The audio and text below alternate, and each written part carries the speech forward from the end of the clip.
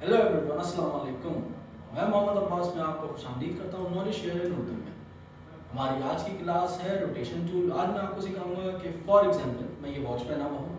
अब वॉच में आपको पता है डिजिट्स बने हुए होते हैं, ठीक है, और वो अलाइन हुए हुए होते हैं, सब में गैप इक्वली डिस्ट्रीब्यूट होता है। तो रोटेशन टूल की हेल्प से मैं आपको एक वॉच भी थोड़ी सी इलस्ट्रेट करके दिखाऊंगा और आपको बताऊंगा डिफरेंट एंगल्स पे जो है वो एक वॉच या कोई हमें फ्लावर बनाना है तो वो हम कैसे बना सकते हैं। तो आइए चलें आगाज़ करते हैं हमारी आज की क्लास का। तो रोटेशन टूल के लिए हम दो ऑप्शन है हमारे पास। ठीक है, जिस तरह मैं आपको दिखाता हूँ कि एक ऑर्बिट हम ड्रॉ करते हैं। ठीक है, मैंने यहाँ से सिलेक्शन टूल से एक शेप सेलेक्ट कर लिया। ठीक है, सर्कल। अब आपको पता है कि सर्कल ऐसे हम ड्रॉ नहीं कर सकते। तो सर्कल ड्रॉ करने का तरीका है शिफ्ट और ऑल्ट प्रेस करके हम उसके बाद प्रॉपर सर्कल ड्रॉ होगा। ठीक है, अब मैंने एक सर्कल ड्रॉ कर लिया। मैं इसका कलर जो है वो कर देता हूँ रेड। ठीक है, और रेड के बाद मैं इसको ऊपर उसके सेंटर में एक और सर्कल ले लेता हूँ। ठीक है, अच्छा, अब जिस तरह मैं साथ साथ में आपको कुछ चीज़ें भी एक्सप्लेन करता रहूँगा। ठीक है, वो चीज़ें ये हैं कि अब देखिए हमें नहीं पता कि ये जो सर्कल है और ये जो साथ में एक छोटा सा सर्कल है, मैं उसका कलर चेंज कर देता हूँ, सियान कर देता हूँ। ठीक है, अब हमें ये नहीं पता ये रेड और सियान जो हैं ये इक्वली एक दूसरे के पैरेलल हैं या एक दूसरे के अलाइन हैं या नहीं है। ठीक है, तो हम सिंपल इन दोनों को सेलेक्ट करते हैं। सेलेक्ट करने के बाद आप देख सकते हैं यहाँ पे एक विंडो आ रही है मेरे पास प्रॉपर्टीज में। ठीक है, यहाँ पे दिया हुआ है, ये देखें, हॉरिजॉन्टल अलाइन सेंटर। मैं हॉरिजॉन्टल अलाइन सेंटर पे क्लिक करता हूँ तो आप देख सकते हैं ये मूव होके सेंटर में आ गया। कंट्रोल जेड किया मैंने, मैं उसको दोबारा अलाइन करता हूँ, आप देखें। ठीक है, ये हमारे पास सेंटर अलाइन हो गया। ठीक है, अब मैं आपको इसके अंदर एक और चीज दिखाता हूँ। हम आ गए विंडोज में। ठीक है, अब अगर जो है वो आपको यहाँ से ऑप्शन नहीं मिल रहा, ठीक है, तो आप यहाँ विंडोज में भी देखें लिखा हुआ है अलाइन। आप अलाइन पे क्लिक करेंगे ये आपके पास एक डैशबोर्ड आ जाएगा। ठीक है, इसके ऊपर ट्रांसफॉर्म भी है, अलाइन भी है, पाथ फाइंडर भी है। ये मैं आपको मजीद आगे जाके बताऊंगा, फिलहाल हम अलाइन की तरफ आते हैं। ठीक है, अब मुझे इस सयान सर्कल को रोटेट करना है इस रेड सर्कल के अराउंड। ठीक है, अब देखें, आप सोच रहे होंगे कि हम इसकी कॉपी लेके कर सकते हैं। तो मैं आपका वो पॉइंट भी क्लियर कर दूं, मैंने सिलेक्शन टूल से सेलेक्ट किया, ऑल्ट प्रेस करके रखा। ठीक है, तो आप देख सकते हैं मेरा कर्सर चेंज हो गया।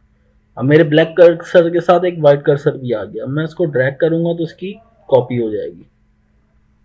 ठीक है, लेकिन अब आप देखें कि हमें जो है कॉपी के साथ साथ यहाँ पे अब ये इक्वली कितने डिस्टेंस पर है ये हमें नहीं पता। अब हमें अगर सेम ऐसा ही दूसरा सर्कल लेना है, ठीक है, तो हमने फिर इसकी एक कॉपी ली और हम आगे इस तरह हमने रख दिया। अब आप जूम करके अगर देखें तो हमारे पास सर्कल्स में गैप आना शुरू हो गया। ठीक है, लेकिन हम ये अलाइन प्रॉपरली नहीं कर पाए कि हमारे ये जो शुरू के दो सयान सर्कल्स हैं इनके बीच में क्या उतना ही गैप है जितना सेकंड और थर्ड के बीच में है। और आप देखें कि ये वाला सियान सर्कल जो है ये हमारे रेड सर्कल से ऊपर है, लेकिन ये जो दो हैं सेकंड और थर्ड वाले सियान सर्कल आप देख सकते हैं इनके बीच में गैप ज्यादा कम होता जा रहा है। सेकंड वाले में कम है, थर्ड वाले में बिल्कुल कम है। ठीक है, तो इसका जो तरीका है वो ये है कि मैं आपको जूम कर देता हूं। सिलेक्शन टूल से हमने सेलेक्ट किया। अच्छा, हम सेलेक्ट कौन सी चीज करेंगे, हम वो ऑब्जेक्ट जो हमें रोटेट करना है उसको हम सिलेक्शन टूल से सेलेक्ट करेंगे और यहाँ पे आप देखें मेरे पास रोटेट टूल आ गया। ठीक है, अब देखें आप, हो सकता है आपके पास ये लिखा हुआ आ रहा हो। जब आप यहाँ पर आए तो आपके पास स्केल टूल लिखा हुआ आ रहा हो। अब आप बोलें कि यहाँ पे तो रोटेट टूल होता था, तो जिस तरह मैंने आपको बताया था कि कोई भी टूल उसके नीचे एक छोटा सा एरो होगा अगर बना हुआ, तो इसका मतलब कि उस टूल के अंदर जो है वो और सेमी टूल्स मौजूद होंगे। ठीक है, तो हम इसके ऊपर क्लिक करके रखेंगे और यहाँ पे हमें मिल जाता है रोटेट टूल। हम रोटेट टूल लेंगे। अब हमने सिलेक्शन टूल से सेलेक्ट किया जो ऑब्जेक्ट हमें रोटेट करना है, सेलेक्ट करके हमने रोटेट टूल पे क्लिक किया। उसके बाद अब दूसरी चीज ये कि हमें जिस भी सर्कल, स्क्वायर या किसी भी चीज के अराउंड अगर रोटेशन चाहिए, ठीक है, तो हम उसके सेंटर पॉइंट पे आएंगे। ठीक है, अब जिस तरह हमें इस रेड सर्कल के अराउंड जो है वो सियान सर्कल रोटेट करना है, तो हमने पहले सेलेक्ट किया सिलेक्शन टूल से सियान सर्कल सेलेक्ट करने के बाद हम आ गए रोटेट टूल पे। हमने रोटेट टूल सेलेक्ट किया। रोटेट टूल सेलेक्ट करने के बाद हम जो हमारा रेड सर्कल था जिसके अराउंड हमें सियान सर्कल चाहिए था, हम उसके सेंटर पॉइंट पे आए। सेंटर पॉइंट पे आके आपको ऑल्ट प्रेस करना है और सिंपल एक क्लिक करना है। जैसे आप क्लिक करेंगे आपके पास एक विंडो अपेयर हो जाएगी। ठीक है, लेकिन आपको ऑल्ट प्रेस करके उसके सेंटर पॉइंट पे क्लिक करना है। अब यहाँ पे आप देख सकते हैं एंगल लिखा हुआ आ रहा है। ठीक है, मैं अगर इसको करता हूँ 20, ठीक है, यहाँ मैं इसको करता हूँ -20। अब अगर मैं इसको पॉजिटिव की तरफ करूँगा, ठीक है, या नेगेटिव की तरफ करूँ, वो डिपेंड करता है कि हमें जो है वो किस साइड पे रोटेशन देनी है। फॉर एग्जाम्पल मुझे इस साइड पे रोटेशन देनी है, ठीक है, लेफ्ट साइड की तरफ। मैंने इसको लिखा 20। अब 20 लिख के अच्छा मुझे देखना है कि अगर मैंने 20 लिखा तो 20 जो एंगल है वो कितने उस पे जाएगा। ठीक है, उसमें कितना जो है वो गैप आएगा, कितना डिस्टेंस आएगा। ठीक है, तो यहाँ पे एक प्रीव्यू का ऑप्शन है। हम सिंपल इस प्रीव्यू के ऑप्शन पे क्लिक करेंगे। हम क्लिक करेंगे, हमें उसमें फ़र्क दिख जाएगा। अच्छा, अब अगर हम यहाँ पे ओके करते हैं तो ओके करने से ये होगा कि हमारा जो सियान सर्कल है वो 20 डिग्री पे मूव हो जाएगा, अपनी जगह से हट जाएगा। सही है, लेकिन इसको हमें अपनी जगह पे रखते हुए आगे की तरफ कॉपीज लेनी है। तो हम कॉपी पे क्लिक करेंगे। हम जैसे ही कॉपी पे क्लिक करेंगे इसने कॉपी ले ली। अब हमें मजीद इसको आगे लेके जाना है। ठीक है, हम सिंपल क्या करेंगे, कॉपी करने के बाद कंट्रोल D प्रेस करेंगे। हम जितनी बार, आपको पता है कंट्रोल D से कॉपीज उसकी होती हैं। ठीक है, हम कंट्रोल D प्रेस करेंगे। अब आप देख सकते हैं मैंने कंट्रोल D प्रेस किया। ठीक है, तो इक्वली जो है वो पूरा एक रोटेशन हमें मिल गया सियान सर्कल्स का। ठीक है, इसी तरह अगर आप एक क्लॉक भी बना सकते हैं। ठीक है, अब जिस तरह यहाँ पे कुछ क्लॉक्स में डॉट्स होते हैं, ठीक है, जिस तरह ये मैंने डॉट्स बनाए हुए हैं, ठीक है, और कुछ में नंबर्स होते हैं। ठीक है, अब जिस तरह मैं इसको डिलीट कर दूंगा हमारे सियान सर्कल को। ठीक है, मैंने सियान सर्कल को किया डिलीट। यहाँ पे मैं नंबर लिख देता हूँ फॉर एग्जाम्पल 12। ठीक है, अब मैंने 12 लिखा, मुझे इस 12 को बड़ा करना है। मैं इसको सिंपल सेलेक्ट करूँगा। मैं यहाँ से भी आके इसको कम ज़्यादा कर सकता हूँ, इसके टेक्स्ट का साइज। ठीक है, एक तो मैं यहाँ से कम ज़्यादा कर सकता हूँ। दूसरा, कंट्रोल शिफ्ट ग्रेटर देन आप जितनी बार कंट्रोल शिफ्ट लेस देन आप जितनी बार प्रेस करेंगे उसका साइज कम होता जाएगा, डिक्रीज होता जाएगा। और आप कंट्रोल शिफ्ट ग्रेटर देन जितनी बार प्रेस करेंगे उसका साइज उतना ही एक्सीड होता जाएगा। तो ये एक शॉर्टकट की, आप इसको यूज करके भी कर सकते हैं। अच्छा, अब ये 12 इसके पैरेलल है, अलाइनमेंट में है या नहीं हमें नहीं पता। तो हम सिंपल इन दोनों को एक साथ सेलेक्ट करेंगे, अलाइन पर आएंगे और हॉरिजॉन्टल अलाइन सेंटर कर देंगे। ठीक है, हमने इस तरह कर दिया। अब जो है आप देखें कि मैंने क्या किया, पहले हॉरिजॉन्टल अलाइन किया। ठीक है, अब ये मैं नंबर्स क्यों लिख रहा हूँ, इसकी क्या वजह है। इसकी वजह यह है कि हम कोई भी अगर क्लॉक बनाते हैं, ठीक है, तो क्लॉक पे आपको ये बात अच्छे से पता है कि क्लॉक बनाते हुए हम लोग नंबर्स लिखते हैं, ठीक है। अब मैं इसके सेंटर पॉइंट पे आया, मैंने ऑल्ट प्रेस करके क्लिक किया और यहाँ पे मेरे पास एंगल आ गया। अब आप देख सकते हैं मैंने क्या किया, मैं 12 लिया, मैं 12 लेके इसके सेंटर पॉइंट पे आया, यहाँ पर आके मैंने सिंपल ऑल्ट प्रेस करके क्लिक किया। अब यहाँ पे मैं इसका डिग्री एंगल ले लेता हूँ 30, ठीक है, और मैंने प्रीव्यू पे चेक किया क्लिक करके, और उसके बाद मैंने ले ली कॉपी। कॉपी लेने के बाद मैं सिंपल कंट्रोल डी प्रेस करूंगा, ठीक है। अब यहाँ पर देखें ये अलाइन हो गया टेक्स्ट सारा। आप सिंपल टेक्स्ट टाइप टूल पर आए, आपने इसको सेलेक्ट किया, यहाँ पे आपने लिख दिया 11, इसी तरह यहाँ पे आपने लिख दिया 10, इसी तरह यहाँ पे आपने लिख दिया 9, ठीक है। यहाँ पे आपने लिख दिया 8, यहाँ पे आपने लिख दिया 7, यहाँ पे आपने लिख दिया 6, ठीक है। तो हम कंट्रोल जेड फॉर अंडू इस तरह करके जो है वो आप क्लॉक बना सकते हैं, ठीक है। और इसी तरह आप फ्लावर भी बना सकते हैं, ठीक है, कि आपने फ्लावर का एक लीफ ड्रॉ किया, ड्रॉ करने के बाद आपने उसको जो है वो आगे मजीद जो है उसका रोटेशन टूल से एक एंगल लिया और कंट्रोल डी करके उसकी कॉपीज ले ली, ठीक है। अब हम थोड़ा सा आ जाते हैं अलाइनमेंट की तरफ। मैं यहाँ पे कुछ शेप्स ड्रॉ कर लेता हूँ,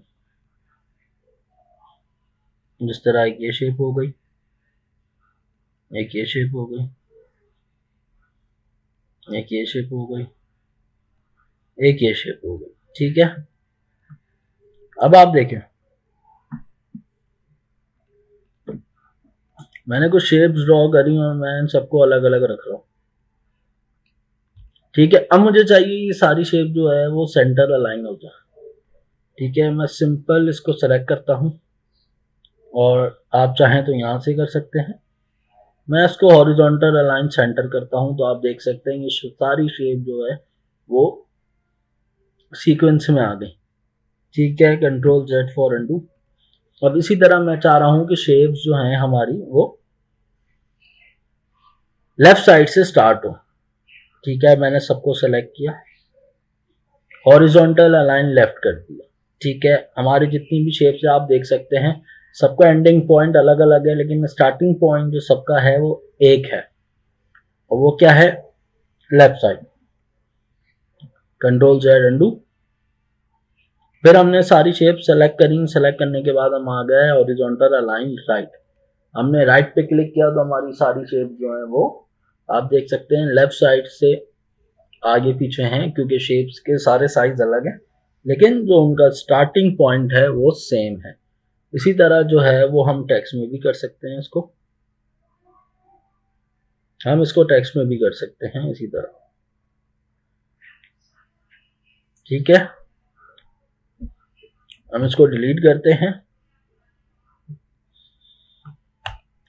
डिलीट करने के बाद अब मैं आपने ये शेप देख ली, ठीक है, कि किस तरह जो है वो अलाइन होती हैं चीजें। अच्छा, अब मैं थोड़ा सा आपको टेक्स्ट के बारे में, अभी जो जरूरी अलाइनमेंट है वो यही है। नेक्स्ट फर्दर मैं टेक्स्ट और अलाइनमेंट का एक पूरा जो है वो अलग से एक पार्ट डिस्कस करूंगा, ठीक है।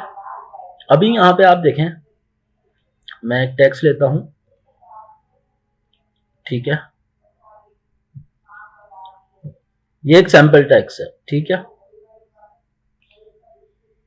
अब यहाँ पे मैं एंटर किया और मैंने यहाँ पे लिख लिया माय नेम इज अब्बास, ठीक है, सही है। अब मैं चाहता हूँ माय नेम इज अब्बास जो है वो सेंटर अलाइन हो जाए। वो कैसे होगा, जिस तरह आप एक्सेल या वर्ड पे काम करते हैं, ठीक है। तो हमने इसको सेलेक्ट किया, सेलेक्ट करके हम सिंपल नीचे आए अलाइन सेंटर। अच्छा, अब जिस तरह आप देखें कि टेक्स्ट में अगर आप अलाइन कर रहे होते हैं तो यहाँ पे एक पैराग्राफ की विंडो आती है, ठीक है। अगर वो यहाँ पे नहीं आया तो आप यहाँ से भी जाके विंडोज से जाके उसको सेलेक्ट कर सकते हैं पैराग्राफ को, ठीक है। तो आप यहाँ से भी कर सकते हैं, यहाँ पे आपके पास सारे ऑप्शंस होते हैं, ठीक है। अगर आपके पास ये प्रॉपर्टीज वाला पैनल नहीं आ रहा, आप यहाँ से भी उसको ओपन कर सकते हैं। आपको ट्रांसपेरेंसी कम करनी है वो भी आप यहाँ से कर सकते हैं, ट्रांसफॉर्म भी कर सकते हैं, कलर थीम्स भी सेलेक्ट कर सकते हैं, लेयर्स भी, सारी चीजें, ठीक है। तो यहाँ पे आप देखेंगे हमारे पास आ रहा है पैराग्राफ, और जब हम शेप पे करते हैं उस वक्त हमारे पास अलाइन आता है, ठीक है। मैं पैराग्राफ पे आया, अलाइन लेफ्ट, अलाइन सेंटर, मैंने उसको अलाइन सेंटर किया, आप देख सकते हैं मेरा टेक्स्ट चेंज हो गया, ठीक है। और जिस तरह मैंने आपको बताया कि अब मैं सेलेक्ट कर रहा हूं, आप देख सकते हैं तो खाली मेरा ऊपर वाला पार्ट सेलेक्ट हो रहा है, या नीचे अगर मैं क्लिक करता हूं तो खाली मेरा नीचे वाला जो टेक्स्ट है वो सेलेक्ट हो रहा है, ऊपर जो लिखा हुआ है सैंपल टेक्स्ट वो नहीं हो रहा सेलेक्ट। या मैं ऊपर डबल क्लिक करता हूं तो सैंपल टेक्स्ट मेरा सेलेक्ट हो रहा है, माय नेम इज अब्बास, नीचे जो लिखा हुआ है वो सेलेक्ट नहीं हो रहा। उसका सिंपल सा हल एक तो ये है कि हम इसको क्लिक करके ड्रैग करके सेलेक्ट करें, ठीक है। या सिंपल हमें जितना भी टेक्स्ट सेलेक्ट करना है हम सिंपल कंट्रोल ए प्रेस करें, ठीक है। कंट्रोल ए हम प्रेस करेंगे तो कंट्रोल ए प्रेस करने से जो है वो हमारे पास सारा टेक्स्ट जो है वो सिलेक्ट हो जाएगा। अच्छा, कभी ऐसा होता है हम आर्ट बोर्ड के ऊपर काम कर रहे होते हैं और हमारा हाथ बाहर लग जाता है इस व्हाइट बोर्ड से हटके, ठीक है, और हम फाइल सेव करते हैं तो फाइल कुछ प्रॉपर सेव नहीं हो पाती। जब उसका हम जेपैग लेते हैं तो वो एरिया भी कवर कर लेता है जो हमारे आर्ट बोर्ड से बाहर होता है। उसका क्या तरीका है मैं आपको वही बता देता हूँ। जिस तरह मैंने यहाँ पे कुछ शेप्स ड्रॉ करी, ठीक है, और यहाँ पे भी मैं एक छोटी सी शेप ड्रॉ कर देता हूँ, ठीक है। अब इस शेप के अंदर मैं कलर ले लेता हूँ आई ड्रॉपर से सेम आर्ट बोर्ड का, ठीक है। अब आप देखें हमें नहीं पता कि इस हिस्से में जो है वो कहाँ पर है, ठीक है। अब अगर ये है कि हमने काम किया करना शुरू किया हमने 1 आवर पहले, ठीक है, और उसके बाद हमें ये बात आई कि हम भूल गए ये बात कि हमने गलती से कोई शेप बाहर भी रखा था, ठीक है।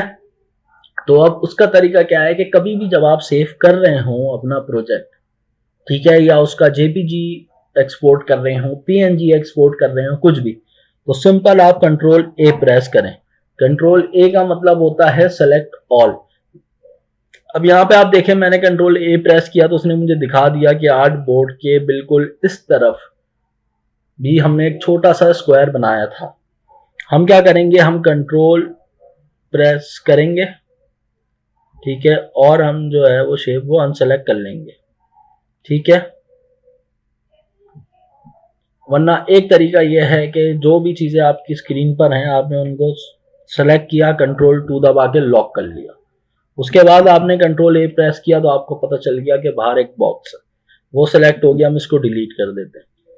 अब मैंने प्रेस किया कंट्रोल ऑल्ट 2, ठीक है, टू अनलॉक, इससे जो चीजें हमारी हम लॉक करते हैं वो अनलॉक हो जाती हैं, ठीक है। अब मैं कंट्रोल ए प्रेस करूंगा तो अब आप देख सकते हैं कि उसने वही चीजें सेलेक्ट की जो हमारे आर्ट बोर्ड के अंदर है, बाहर का उसने कोई भी पैनल कोई भी ऑब्जेक्ट सेलेक्ट नहीं किया। इसकी क्या वजह है, इसकी वजह यह है कि बाहर जो है वो कोई भी एक्स्ट्रा चीज हमारी नहीं रखी हुई। तो आज की जो हमारी क्लास है वो यहीं पे एंड होती है। तो उम्मीद करता हूँ आज की क्लास आपको अच्छे से अंडरस्टैंड हुई होगी। कोई चीज़ अगर आपको नहीं समझ में आई या आपके कोई क्वेश्चन है तो आप ज़रूर हमसे पूछ सकते हैं और हमें अपनी राय से आगाह कर सकते हैं। अगर आप चाहते हैं कि किसी स्पेसिफिक टूल पे अगर हम कोई वीडियो बनाए तो हम वो भी शॉर्ट्स की सूरत में बना के अपलोड कर सकते हैं। तो आपका जो भी फीडबैक है वो हमारे कमेंट सेक्शन में ज़रूर हमें इन्फॉर्म करें और हमारे channel knowledge share in Urdu को ज़्यादा से ज़्यादा लाइक करें, शेयर करें, सब्सक्राइब करें। थैंक यू, अल्लाह हाफ़िज़।